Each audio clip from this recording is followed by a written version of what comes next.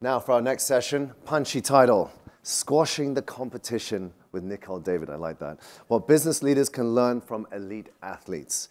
So please, a round of applause for Nicole David, a record-breaking squash champion, Nicole, and moderated by Sean Fitzpatrick, Chief Experience Officer at Tadler Asia. Thank you. Squashing the competition. Well, with a room full of entrepreneurs, I think winning is so important, and who better to learn how to win from than our guest who has quite a catalogue. I'm going to read some of these out because it's quite a catalogue, and it might take a little while, and I think we've got 13 and a half minutes left. Okay, so already a living legend. You've won, you were number one for 9 straight years, winning the Open title a record 8 times. You've won a total of 81 titles.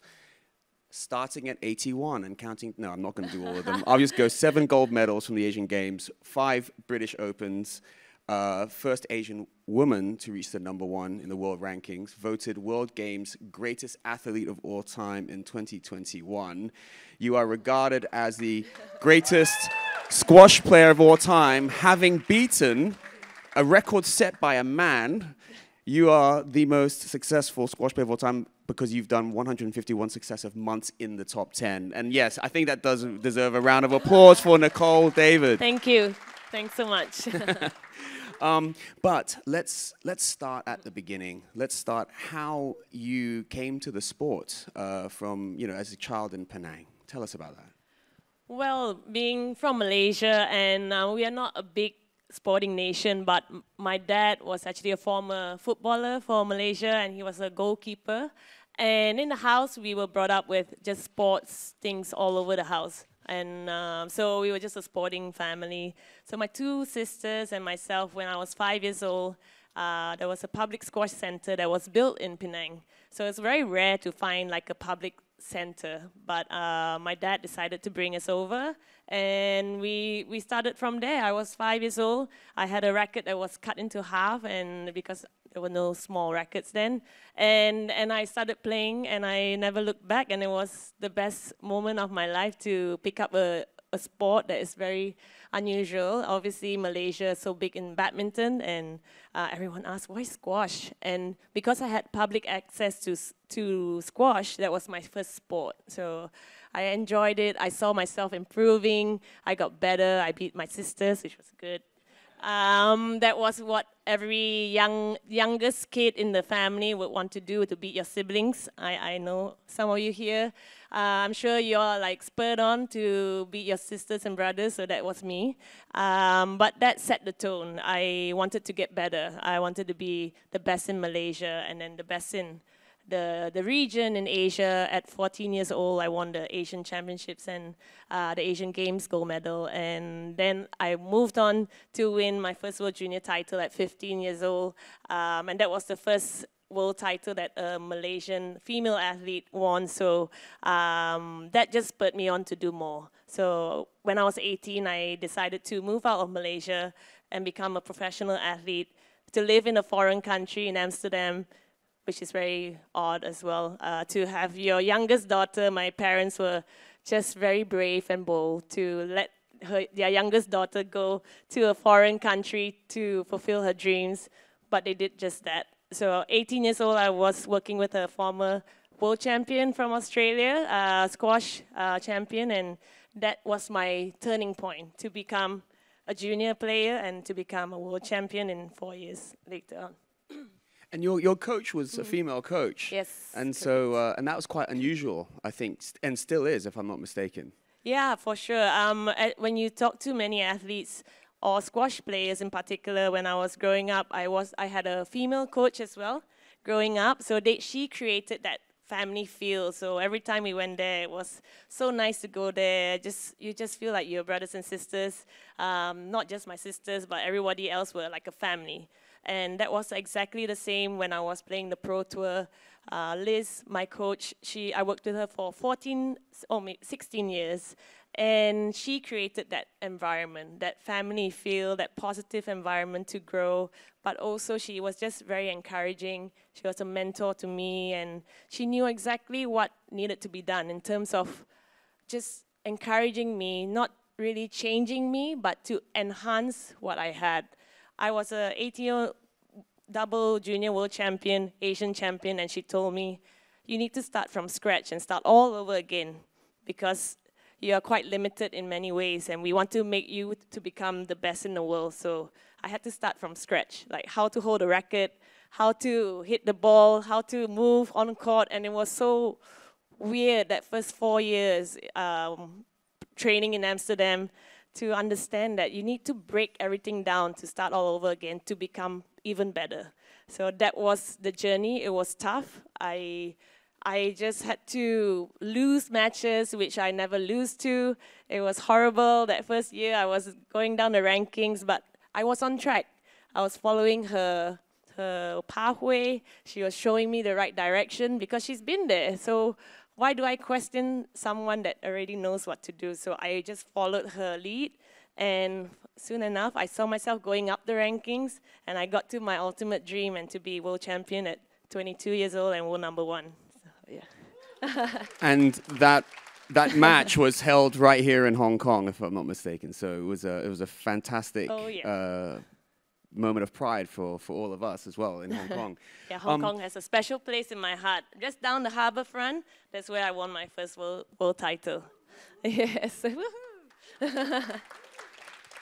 We heard in an earlier panel talk, Alicia Liu from Women in Sports Empowered talked about the effect, the positive effect that sports can have on young girls, young women. Yeah. Can you talk about some of the confidence that you gained and how and the mental changes that you went through? It was a huge change, and I didn't really. I think I took it for granted because it just came naturally just by playing a sport. I wanted to get better. I'm up for failure all the time because if you lose a match, you have to find a way to come back. And it was always something to motivate me to get better, find those areas of improvement, and that was my mission. Every time I go in, every time I have a failure or a loss, I hate losing. And I know all of you here feel the same way. You're not achieving what you achieved if you haven't had any failures. So when I had losses, and as a young kid, you learn how to come back. You learn how to understand that it's not the end of the world. And my parents were the best support system where they knew that, we don't expect you to do anything. We just want you to be happy, want you to just enjoy the sport, but I'm like, no, I want to win. I want to win. I don't want to lose, and I wanted to find ways. So I was a very small kid growing up. I still am a little small, but I had to find different ways because all the players I played, they were all taller than me, they were bigger, they were stronger. So I had to use my strength, so my speed. What do I need to do to make it harder for my opponent? So I had to find strategies, even for a young kid.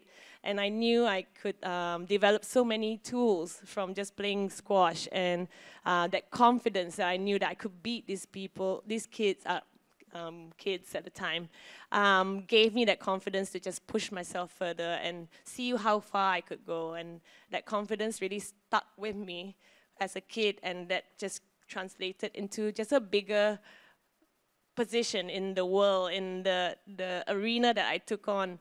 And it translates in my life now. Now it's just a different life altogether, having my own foundation. So yeah, I'm just so thrilled that I had sport to back me up and gave me all those tools and fundamental values. So it's very much a mental game Yes. at that level of the sport. Oh, yeah. What are the types of kind of techniques that you've used to say kind of visualize or to kind of support your achievement? What are the, do you have a pre-game habit? Share with us some of your techniques. So I used to have a sports psychologist ever since I was 12 years old, being with the national team. So we learn about visualization, goal settings, and how to minimize negativity when it comes to you. So understanding and being aware of what's negative and what's coming into your mind, like the doubts, and how to turn it around straight away. So that was all the tools that I learned when I was a 12-year-old kid. And visualization, basically having a goal, a game plan beforehand, but I do it every day. I used to have 2 weeks before a match and a competition, and I have to train my mind just as much as my body, because it's like a muscle. It needs to be prepared for the competition. It needs to be ready for the task. And so I visualize myself winning an entire set. So from zero, like love all, which is 0-0, up to 11 points. I play a perfect match, and I win with the trophy in my hands at the end of the day. But every shot, I will be visualizing each hit, each point, each run, each movement, and I'll be doing it in my mind. And I would do that before my match as well, in an actual competition. So when it comes to the actual match, it just flows. There's no time in a squash match to have time to think. You're going on instinct. Your body is ready. You have to trust that you already done all the training, all the preparation in your mind to just let it flow.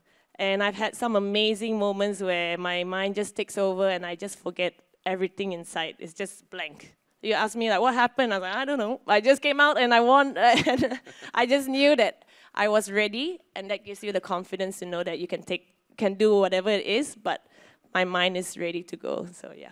Well, we have prepared a couple of slides, I think, to help us visualize exactly what it looks like to be a world champion.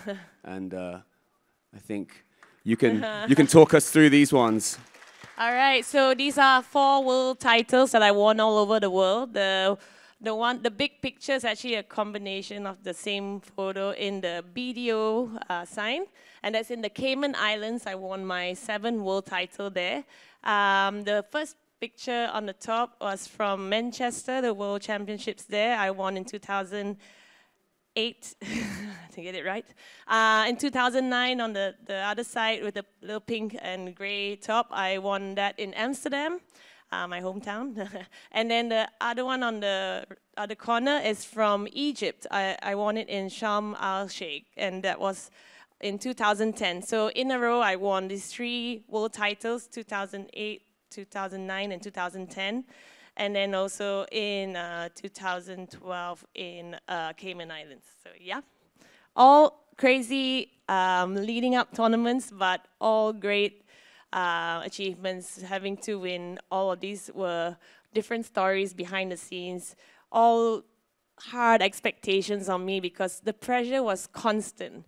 My name was always at the #1 spot, and everybody's there to hunt me down, find ways to just kill me, but I had to be the one that had to come out on the winning end. So all these had a special place in the way I perform, but also it was a lot of tough situations coming towards that world title. And we've got one more slide here, yes. which is about what you're doing now, which is your Nicole David Foundation. And Yes. Share with us your work. Yes, so right now I'm currently running the Nicole David organization.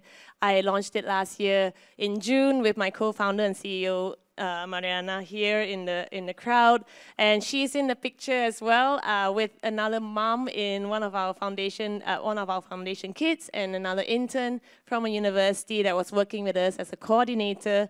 And those are our kids. We have now, what our foundation does is we give an after-school program to low to mid-income families to have access to squash training and also English tutoring classes. So we have currently 114 kids since last year up to now, and they are just a bundle of joy, and they are ranged from 8 to 9 years old, but they come in at 8 years old, and we see them through a 5-year journey with us. Because if you want to create impact in anything, you need to have time and commitment to what you want to give them. And this is the best time for them to learn, to gain all the values that we can give through sport, and also the way to be proficient in English so that they can communicate what they learn, what they are going to do in their future as well. So before I retired, this was my dream. I wanted to give back all the learnings I gained through my squash career and now put it back wholeheartedly in my foundation. And I am just so thankful that it's all coming to life, and seeing these kids grow, seeing them happy in the foundation is just such a joy, a treat for me. Well, we know that it's a big time for squash. Yeah. Yeah, absolutely. We know it's a big time for squash, and the reason is it's finally being accepted into the Olympics. Yes. So LA 28 will be the first games that will have squash. And I know you've gone on the record to say that you would happily trade all your medals for an Olympic gold. Can you be enticed out of retirement, Nicole? Not you. You as well, no. I mean, I would love to, of course. It's like a dream to see the sport coming into the Olympic Games. But, you know, we have such a great generation coming through. Our Malaysian players are doing amazing. But more importantly, the sport itself has now a chance to have an Olympian, you know, in their own country. So I think the change in the way that squash is being looked at in their own country, each national Olympic committee in every country will have funding for our squash players. There will be more development programs coming up, and I can't wait to see an Olympian on the podium in LA 28. So. Well, maybe one of these young Yes. Nicole Davids from your organization will be up there taking the gold. Yeah, well, let's pray. In 17 years, which Mariana and myself did the calculation, 17 years. So hear us out. We'll give them a chance to grow and develop through us, and hopefully we'll see someone from the foundation come and fulfill one of the biggest dreams in my career. Let's visualize it. Yes, and let's make visualize it happen. it now. Positive thinking. Ladies and gentlemen, Nicole David. Thank you so much for having me, and thanks to Genti for this amazing summit and having me here. Thank you so much. Thanks, Sean. Thanks, Nicole. Thanks, Sean.